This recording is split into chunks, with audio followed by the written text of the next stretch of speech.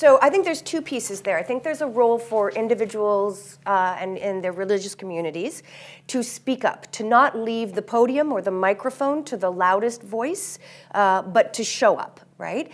And I know that that can be very hard. Speaking from the United Church's background, we really screwed up multiple times in terms of our connection with colonialism, with residential schools. And so we get a little timid sometimes about coming back into that public sphere. But if we don't, we leave the podium for those who may have religious views that are harmful, right?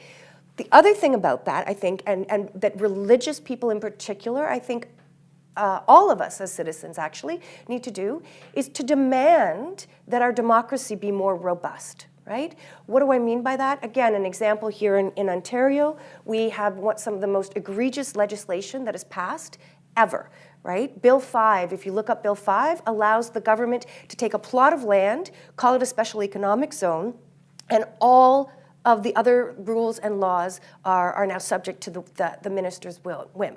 That's maybe fine if this is a benevolent government, but what if the government is taken over by someone not so benevolent? What happens, right? We are losing our safeguards, right? And so I think as religious individuals and communities, we should be speaking up about democracy as a whole and the protection of it now before we lose it, the way that it has been lost in the States and in other places, right? Big money in politics is the end of democracy.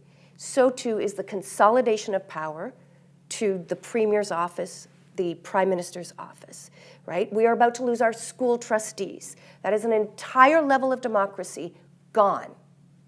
And that's going to happen in the next couple of months if people in Ontario don't rise up and do something about it. People of faith who believe in the common good, who believe in protecting the most marginal, the most vulnerable, have an obligation to speak out about democracy, even if it's not in their own best interest, because they are the dominant voice in power right now. They should still be speaking out about it.